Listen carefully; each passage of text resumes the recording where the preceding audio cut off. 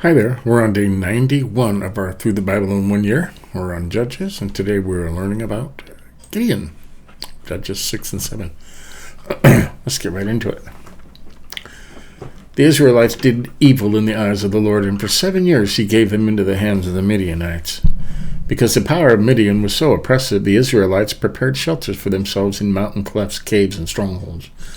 Whenever the Israelites planted their crops, the Midianites, Amalekites, and other eastern peoples invaded the country. They camped on the land and ruined the crops all the way to Gaza and did not spare a living thing for Israel, neither sheep, nor cattle, nor donkeys. They came up with their livestock in their tents like swarms of locusts. It was impossible to count them on their camels. They invaded the land to ravage it. Midian so impoverished the Israelites that they cried out to the Lord for help.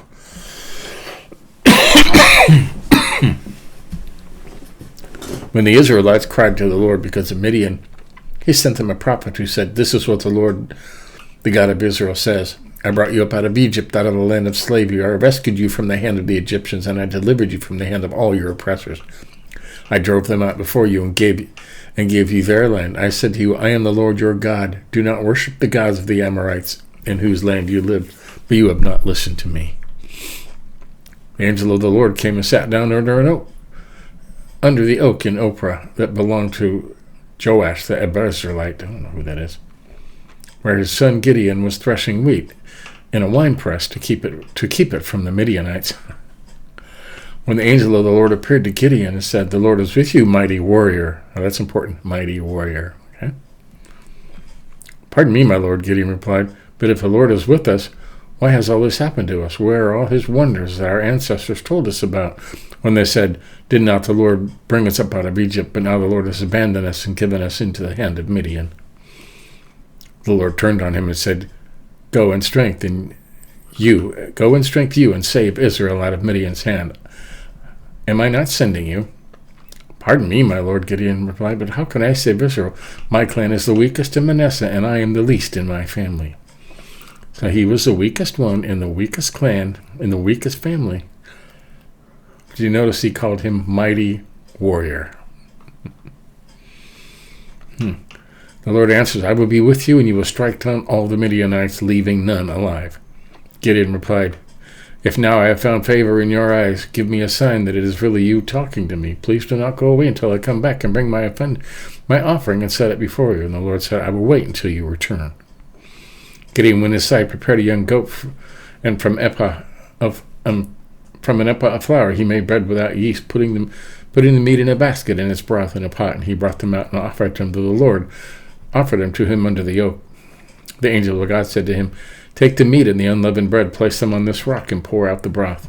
And Gideon did so. Then the angel of the Lord touched the meat and the unleavened bread with the tip of the staff which was in his hand. Fire flared from the rock, consuming the meat and the bread, and the angel of the Lord disappeared.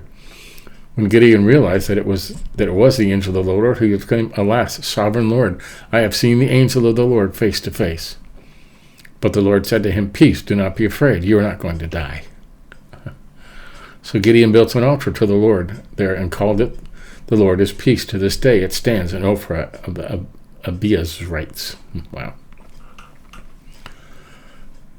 The same night the Lord said to him, Take a second bull from your father's herd, the one 7 years old. Tear down your father's altar to Baal and cut down the Asherah pole beside it. Then build a proper kind of altar to the Lord your God on top of this height, using the wood of the Asherah pole that you cut down. Offer the second bull as a burnt offering." So Gideon took 10 of his servants and did as the Lord told him, because he was afraid of his family and the townspeople. He did it at night rather than in the daytime. In the morning, when the people of the town got up, there was Baal's altar demolished, and with the Asherah pole beside it cut down, and the second bull sacrificed on the newly built altar. They asked each other, "Who did this?" When they carefully investigated, they were told, "Gideon, son of Joash, did it." The people of the town demanded, "Joash, bring your son. He must die because he has broken down Baal's altar and cut down the Asherah pole beside it." But Joash replied to the hostile crowd around him, "Are you going to plead Baal's cause? Are you trying to save him? Whoever fights for him shall be put to death by morning. If Baal really is a god, he can defend himself when someone breaks down his altar." So because Gideon broke down Baal's altar, they gave him the name Jerubbaal that day, saying, let Baal contend with him. I dare you, right? Now the Midianites, Amalekites, and other eastern peoples joined forces and crossed over the Jordan and camped in the valley of Jezreel.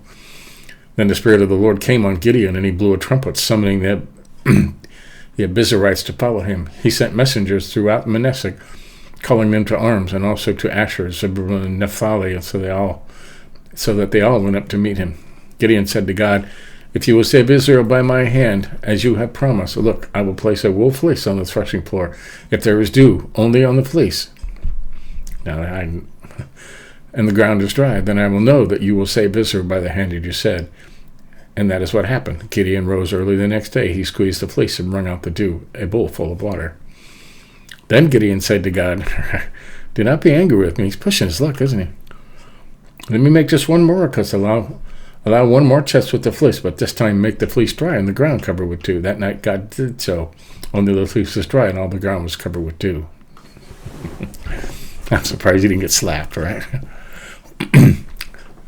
Early in the morning, Jerubbaal, that is Gideon, and all his men camped at the spring of Harod.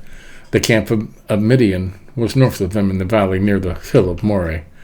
The Lord said to Gideon, you have too many men. I cannot deliver Midian into their hands, or Israel would boast against me. My own strength has saved me.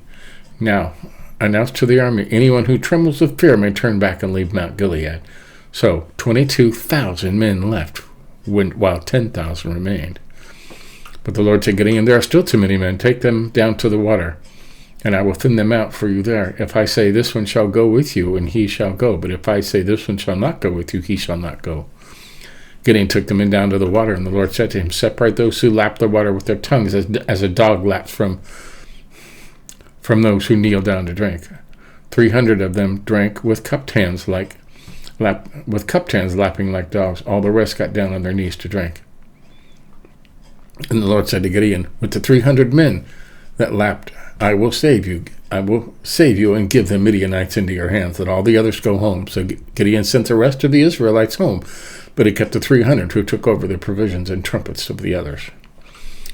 Now the camp of Midian lay below him in the valley. During that night the Lord said to Gideon, get up and go down against the camp, because I am going to give it into your hands. If you are afraid to attack, go down to the camp with your servant Purah, and listen to what they are saying afterward. Afterward you will be encouraged to attack the camp.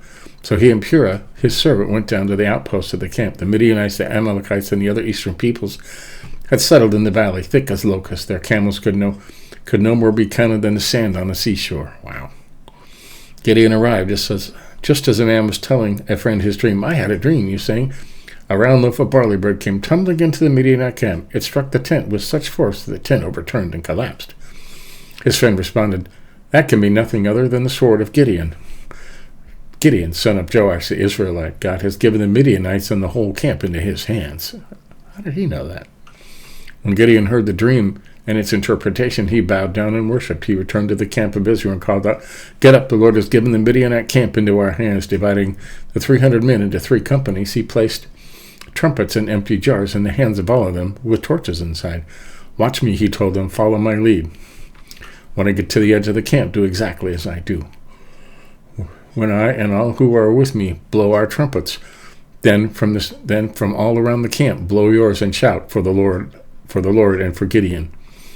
Gideon and 100 men with him reached the edge of the camp at the beginning of the middle watch, just after they had changed the guard. They blew their trumpets and broke the jars that were in their hands. The 3 companies blew the trumpets and smashed the jars, grasping the torches in their left hands and holding in their right hands the trumpets they were to blow. And they shouted, a sword for the Lord and for Gideon. While each man held his position around the camp, the Midianites ran, crying out as they fled. When the 300 trumpets sounded, 300 trumpets, wow, that'd be loud, huh? The Lord caused the men throughout the camp to turn on each other with their swords. The army fled, but Beth Shittah toward Zerah, as far as the border of Abel, Manoah, and Tabbath. Israelites from Naphtali, Asher, and Manasseh were called out, and they pursued the Midianites. Gideon sent messengers throughout the hill country of Ephraim, saying, come down against the Midianites and seize the waters of the Jordan ahead of them as far as Beth-barah. So all of the men of Ephraim were called out, and they seized waters of the Jordan as far as Beth-perea. They also captured 2 of the Midianite leaders, Oreb and Zeb. They killed Oreb on the rock they killed Oreb at the rock of Oreb, and Zeb at the winepress of Zeb. They pursued the Midianites and brought the heads of Oreb and Zeb to Gideon, who was by the Jordan. Well, there you go. Gideon is a mighty warrior, isn't he? Pretty cool. That was pretty exciting. And what's happening tomorrow? Zebah and Zalmunna. Gideon's ephod. Gideon's death. Well, that was quick, huh? Abimelech. I've heard of him. Well, tomorrow's a long reading. So, there you have it. That's Through the Bible in 1 year, day 91. We're getting along. So, getting exciting. Getting back to the story and all the,